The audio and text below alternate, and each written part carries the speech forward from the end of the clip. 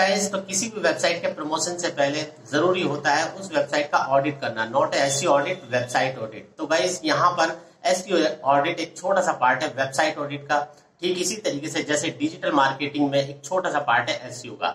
तो गाइस मैं हूं अयाज और यहाँ पे मैं आपको बताने वाला हूं अपने 10 साल का एक्सपीरियंस के कैसे आप अपनी किसी भी वेबसाइट का ऑडिट कैसे करेंगे और कम से कम टाइम में आप अपनी वेबसाइट को एक राइट डायरेक्शन में ग्रो कर सकेंगे। तो गाइस इस वीडियो में मैं हर वो पॉइंट और वो फैक्टर बताने वाला हूं जो आपके वेबसाइट ऑडिट में यूजफुल है और मैटर करता है। तो गाइस यहाँ पे एक एक पॉइंट प्रैक्टिकली बताऊंगा, तो गाइस वीडियो को पूरा देखना।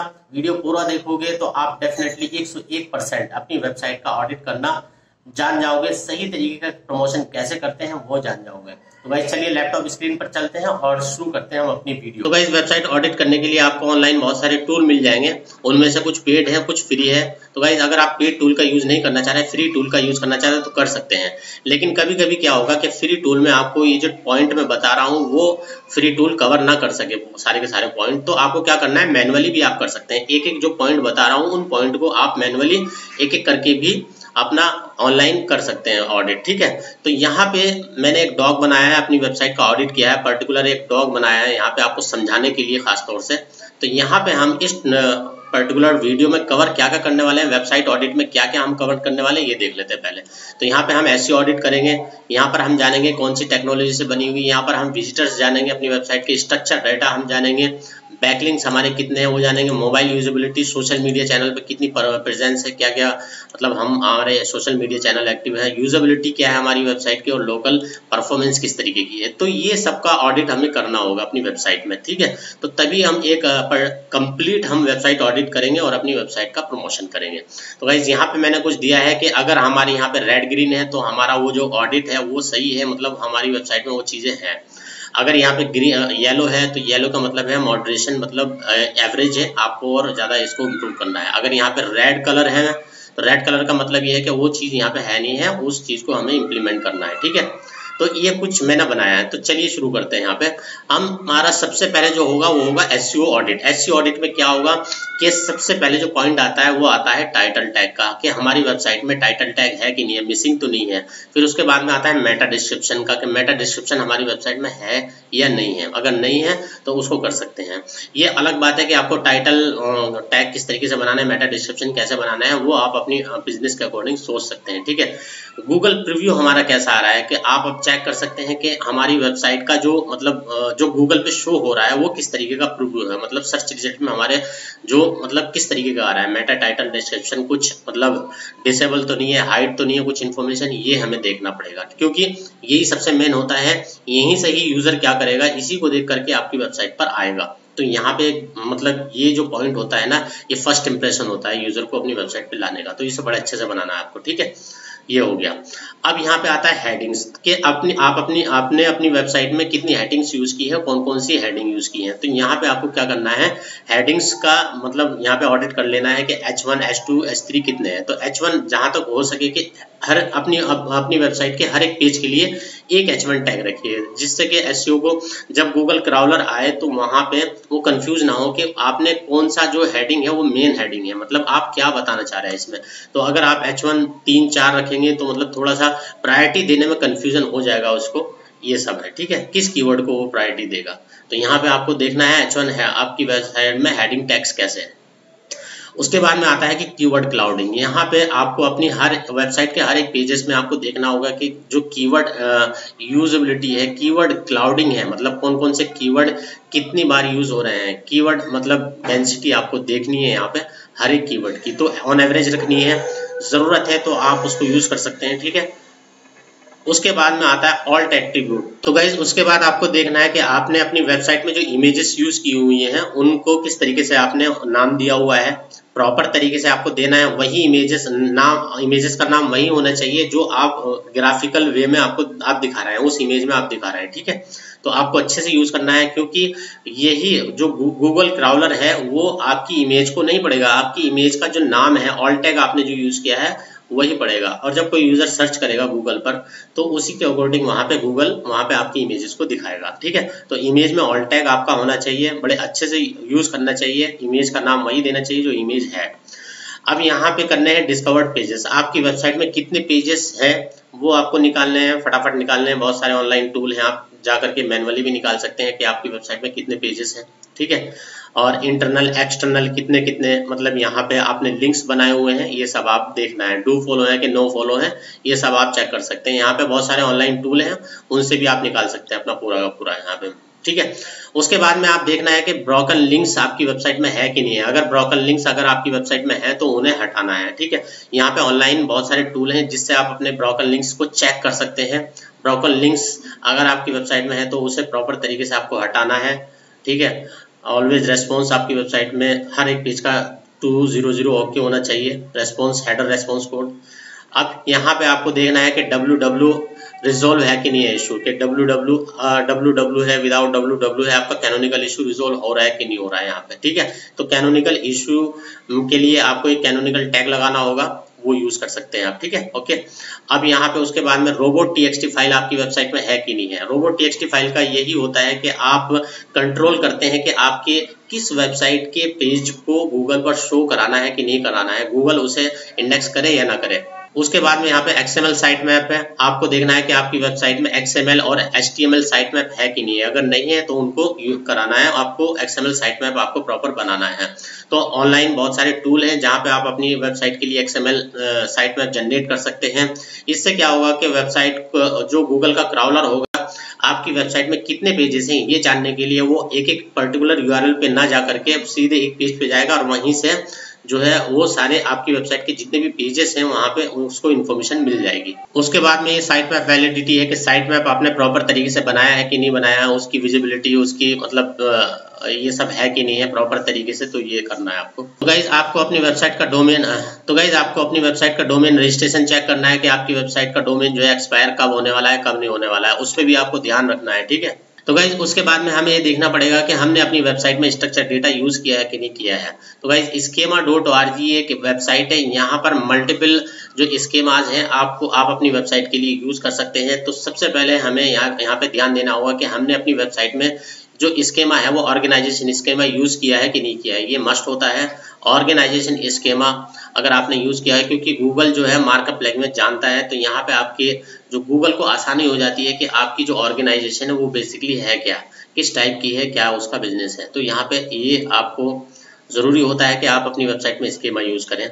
उसके बाद में यहाँ पे आपको चेक करना है कि आपने अपनी वेबसाइट में ओपन ग्राफ प्रोटोकॉल दिया है कि नहीं दिया है। तो open graph protocol OG tag होता है, इसी तरीके से जैसे आप मेटा टैग यूज करते हैं, Meta title, Meta description, same इसी तरीके से यहाँ पे ओपन ग्राफ प्रोटोकॉल होता है। ये बेसिकली इसका काम ये होता है कि जब आप अपनी वेबसाइट के URL को सोशल मीडिया चैनल पर यहाँ पे शेयर करते हैं, चाहे वो फेसबुक हो चाहे ट्विटर हो, तो वो क्या किस फॉर्मेट में वहां पे वो शो होना चाहिए, उसके जो OG टैग है मेटा टाइटल डिस्क्रिप्शन कंटेंट, वो किस तरीके के फॉर्मेट में वहां पे शेयर होने चाहिए, कैसा दिखना चाहिए, ठीक है। तो यहाँ पे आपको ध्यान देना है, OG टैग बेसिकली यही काम करते हैं। उसके बाद में हम आते हैं मोबाइल विजिबिलिटी के ऊपर। तो गाइज आपको ये ध्यान देना है कि आपकी वेबसाइट मोबाइल फ्रेंडली है कि नहीं है। मोबाइल फ्रेंडली होना बहुत जरूरी है, ये राइट नाउ ये बहुत ज्यादा मतलब पावरफुल एक वर्क है, इसी पे आपको सबसे पहले काम करना है। तो मोबाइल फ्रेंडली आपकी परफेक्ट होनी चाहिए, सही तरीके से विजिबिलिटी होनी चाहिए मोबाइल पर आपकी वेबसाइट की, क्योंकि ज्यादातर यूजर जो मोबाइल से ये कर रहे हैं, तो आपको पता ही है। तो गाइज यहाँ पे आप देख रहे हैं टच स्क्रीन रीडनेस, तो यहाँ पे आपकी जो वेबसाइट की विजिबिलिटी है, यूजेबिलिटी है, रीडेबिलिटी है, वो सही होनी चाहिए। क्योंकि अगर यूजर आपकी वेबसाइट को रीड नहीं कर पाएगा मोबाइल पर तो कोई फायदा नहीं है। तो रीडेबिलिटी पे भी आपको ध्यान देना है, ठीक है। उसके बाद में यहाँ पे प्लगइन्स चेक करना है कि तो गाइज आपको ये ध्यान देना है कि आप अपनी वेबसाइट में कम से कम प्लगइन यूज करें, जिससे उसका वेट ज्यादा ना बढ़ पाए और वो लोड जो है प्रॉपर तरीके से कम टाइम में हो सके, बहुत कम टाइम ले लोड होने में, ठीक है। तो गाइज आपने जो अपनी वेबसाइट में जो फॉन्ट यूज किए हैं उनको भी आपको प्रॉपर चेक करना है कि फॉन्ट साइज लेजिबिलिटी है कि नहीं है, मतलब यूजर उन फॉन्ट को प्रॉपर तरीके से देख सकता है कि नहीं देख सकता है, ठीक है। यहाँ पे ऐसा ना हो कि छोटे बड़े आपने कर रखे हो, प्रॉपर तरीके से मोबाइल में शो होने चाहिए, ठीक है। मोबाइल व्यू पोर्ट आपको देखना है कि मोबाइल व्यू पोर्ट में आपकी CSS फाइल, JS फाइल किस तरीके से है, वो आपको ध्यान रखना है, ठीक है। और उसके बाद में आप अगर चाहें तो आप अपनी वेबसाइट के AMP पेजेस बना सकते हैं। आप अपनी वेबसाइट को एक्सेलरेटेड मोबाइल पेज इसको बोलते हैं। अगर आपने अपनी वेबसाइट के लिए AMP पेजेस बनाए हैं तो ये मतलब बहुत कम टाइम लेता है, कि लोड होने में बहुत कम टाइम लेता है और यूजर को फटाफट आपके जो कंटेंट है वो फटाफट शो हो जाता है। ठीक, उसके बाद में आते हैं यूजेबिलिटी। यूजेबिलिटी का मतलब यही है कि यूजर किस तरीके से आपकी वेबसाइट को यूज कर पा रहा है, इंटरेक्ट कर पा रहा है। तो यहाँ पे URL आपको देखना है कि क्राउलेबल URL है कि नहीं है, URL आपने कैसा बनाया है, URL स्ट्रक्चर प्रॉपर तरीके से होना चाहिए। वो यूजर को देखते ही समझ में आना चाहिए कि हाँ ये URL इस पर्टिकुलर कैटेगरी का, इस पर्टिकुलर प्रोडक्ट का है। ठीक है, फेविकन आपके URL में होना चाहिए, आपकी वेबसाइट में होना चाहिए। जब मतलब देखते हैं कि जब आपकी जो वेबसाइट का URL है जब क्रोम पर ओपन होता है तो वहां पे एक फेविकन होता है, मतलब ये बेसिकली एक छोटा सा लोगो होता है आपकी वेबसाइट का, वो आपको प्रॉपर यूज करना है। उसके बाद में यहाँ पे आपको देखना है कि कस्टम 404 पेज है कि नहीं है आपकी वेबसाइट में, क्योंकि गाइज जब कोई यूजर आपकी वेबसाइट पर आता है और उसे कोई पेज नहीं मिलता है, तो अगर कोई पेज आपकी वेबसाइट में मतलब नॉट फाउंड आता है तो वो ऑटोमेटिकली रिडायरेक्ट हो जाए कस्टम 404 पेज पर। इससे क्या होगा, यूजर का इंटरेस्ट बना रहता है और वो स्किप नहीं करेगा, आपकी वेबसाइट पर ही रहेगा। तो गाइज उसके बाद में आपको चेक करनी होगी अपनी वेबसाइट की स्पीड। आपकी वेबसाइट की स्पीड बहुत अच्छी होनी चाहिए, 3 से 4 सेकंड के अंदर आपकी वेबसाइट ओपन होनी चाहिए, चाहे वो मोबाइल पर हो चाहे डेस्कटॉप पर हो। तो उसमें तो गाइज आपकी वेबसाइट में जो यूज होने वाली फाइल है, जैसे CSS फाइल, इमेज है आपकी फाइल, उसमें जावा स्क्रिप्ट फाइल है, तो वो सब आपको चेक करना होगा, वो कम से कम स्पेस में होनी चाहिए। ठीक है, तो यहाँ पे आप जब आप इस अपनी वेबसाइट की स्पीड चेक करोगे तो वहाँ पे जो पर्टिकुलर URL टूल होते हैं वो आपको बता देंगे कि आपने अपनी वेबसाइट में जो ये एसेट्स है ये इतने KB के हैं, इनको आप रिड्यूस कर सकते हैं। तो ज़्यादा से ज़्यादा हो सके कि आप अपनी जो वेबसाइट में यूज होने वाली फाइल है वो कम से कम स्पेस में हो, रिड्यूस करें उनके फाइल साइज को। ठीक है, ये सब उसी से रिलेटेड है। उसके बाद में आप अपनी वेबसाइट में जो लैंग टैग है वो चेक करें कि आपकी वेबसाइट की बेसिकली लैंग्वेज क्या है। अगर हो सके तो आप अपनी वेबसाइट में जो यूज होने वाली HREF लैंग टैग है उनका यूज करें।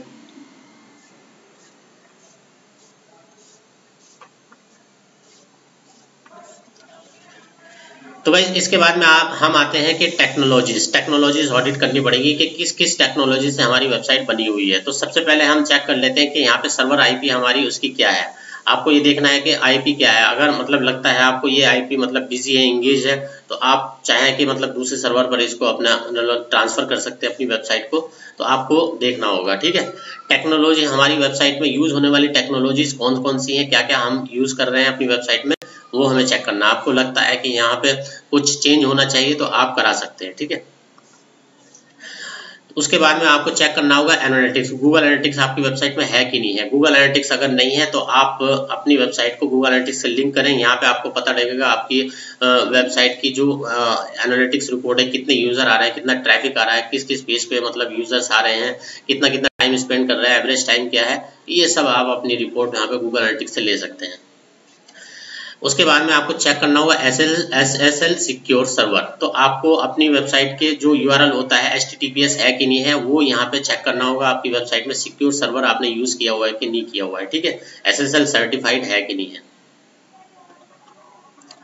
उसके बाद में यहाँ पे हम बात कर लेते हैं बैकलिंक्स पर। हमने अपनी वेबसाइट के लिए बैकलिंक्स कितने बनाए हुए हैं, क्या मतलब वो सही है, गलत है, किस तरीके के हैं बैकलिंक्स, वो हमें चेक करना होगा। तो बैकलिंक स्कोर हमें सबसे पहले जान लेते हैं कि बैकलिंक स्कोर हमारा क्या है। अगर हमारा बैकलिंक स्कोर बढ़िया है तो वेल एंड गुड है, पुअर है तो हमें उसको इम्प्रूव करना होगा। ठीक है, तो यहाँ पे ऑनलाइन बहुत सारे टूल हैं जहाँ पे आप अपनी वेबसाइट के लिए बैकलिंक स्कोर चेक कर सकते हैं। बैकलिंक काउंटर कितने हैं, हमारे बैकलिंक्स कितने बने हुए हैं वो आप चेक करें। उसके बाद में यहाँ पे तो इस तरीके का कुछ है। बैकलिंक्स आपको चेक करने होंगे, डू फॉलो है कि नो फॉलो है, अच्छी वेबसाइट से आ रहे हैं कि नहीं आ रहे हैं, ये सब आपको चेक करना होगा। उसके बाद में आप देखेंगे कि आप आपकी अपनी वेबसाइट पर सोशल मीडिया चैनल पर किस तरीके की परफॉर्मेंस है, सोशल मीडिया एंगेजमेंट आपकी कैसी है। तो यहाँ पे सोशल मीडिया एंगेजमेंट के लिए आप देख सकते हैं कि कौन कौन से आपके वेबसाइट के लिए चैनल बने हुए हैं, फेसबुक के हैं, ट्विटर के हैं, लिंक्डइन के हैं, कौन कौन से हैं। तो यहाँ पे आप देख सकते हैं फेसबुक पेजेस है कि नहीं है। तो ये ऑडिट ही है, ऑडिट का ही पार्ट है एक तरीके से कि वेबसाइट में ये आपको पता लग जाता है कि आपकी वेबसाइट किस तरीके की है। ठीक है। तो यहाँ पे देखेंगे कि ट्विटर अकाउंट है कि नहीं है, फेसबुक अकाउंट है कि नहीं है, लिंक्डइन है, इंस्टाग्राम पर कितना है। तो यहाँ पे आपको पता लग जाएगा कि अगर आपको लगता है कि सोशल मीडिया चैनल पर कम परफॉर्मेंस है तो वहाँ पे आप उसको इम्प्रूव करेंगे, ठीक है। अब यहाँ पे क्रंच बेस, यहाँ पे एक ऑनलाइन लिस्टिंग वेबसाइट है जहाँ पर मतलब लगभग सारे जो ऑर्गेनाइजेशन है, ऑनलाइन ऑर्गेनाइजेशन है, वहाँ पे उन्होंने अपनी वेबसाइट को लिस्ट किया हुआ है, अपनी ऑर्गेनाइजेशन को लिस्ट किया हुआ है। तो क्रंच बेस एक वेबसाइट है। यहाँ पर देखें कि आपकी अपनी वेबसाइट की जो लिस्टिंग हुई है कि नहीं हुई है यहाँ पे क्रंच बेस पर, ठीक है। अगर नहीं हुई तो उसको करें आप। लोकल डायरेक्टरीज में उसके बाद में आता है लोकल्स। लोकल ऑडिट कैसे करेंगे आपको ये देखना है कि आपकी वेबसाइट की गूगल माई बिजनेस लिस्टिंग हुई है कि नहीं हुई है। अगर नहीं हुई है तो उसको करें। वो सबसे ज्यादा मतलब बेस्ट इंप्रेशन डालती है यूजर पर के आपकी वेबसाइट की लोकेशन क्या एग्जैक्टली, आपकी वेबसाइट, आपकी जो ऑर्गेनाइजेशन है वो फिजिकल एड्रेस है उस पर कितने यूजर्स इंगेज हो रहे हैं, क्या है, अगर आपका स्टोर है या मतलब कंपनी है तो किस तरीके की है। उससे आपको यूजर को एक आइडिया लगता है आपकी वेबसाइट के लिए, आपकी कंपनी के लिए, ठीक है। और उसके बाद में आपको देखना होगा कि ऑनलाइन रिव्यूज कैसे हैं। अगर आपके ऑनलाइन रिव्यूज निगेटिव हैं, पॉजिटिव हैं, ये सब चेक करना पड़ेगा। निगेटिव है तो आपको उनको इम्प्रूव करना होगा। उसके बाद में यहाँ पे देखना होगा कि विजिटर्स कैसे हैं। तो विजिटर्स आपको देखना होगा कि यहाँ पे आपकी वेबसाइट की परफॉर्मेंस क्या है, रैंक क्या है वर्ल्ड वाइड। तो उसके लिए आपको चेक करना होगा। यहाँ पे ऑनलाइन बहुत सारी एलेक्सा रैंक है, तो वहाँ पे आप देख सकते हैं कि आपकी वेबसाइट की एलेक्सा रैंक क्या है। वहाँ पे जाके चेक कर सकते हैं वर्ल्ड वाइड क्या है और स्पेसिफिक कंट्री वाइज क्या है। तो ये आप चेक कर सकते हैं। तो गाइज इस तरीके से आप अपनी वेबसाइट की ऑडिट कर सकते हैं और अच्छे तरीके से आप अपनी वेबसाइट को इम्प्रूव कर सकते हैं और जल्दी जल्दी आप अपनी वेबसाइट की ग्रोथ ला सकते हैं। तो गाइज वीडियो पसंद है तो वीडियो को लाइक जरूर कर देना और कोई डाउट हो तो कमेंट करके मुझसे पूछ लेना और चैनल को अभी तक सब्सक्राइब नहीं किया तो सब्सक्राइब जरूर कर लेना क्योंकि इस तरीके की वीडियो में डालता रहता हूँ। तो गाइज मिलते हैं नेक्स्ट वीडियो, तब तक के लिए गुड बाय, टेक केयर।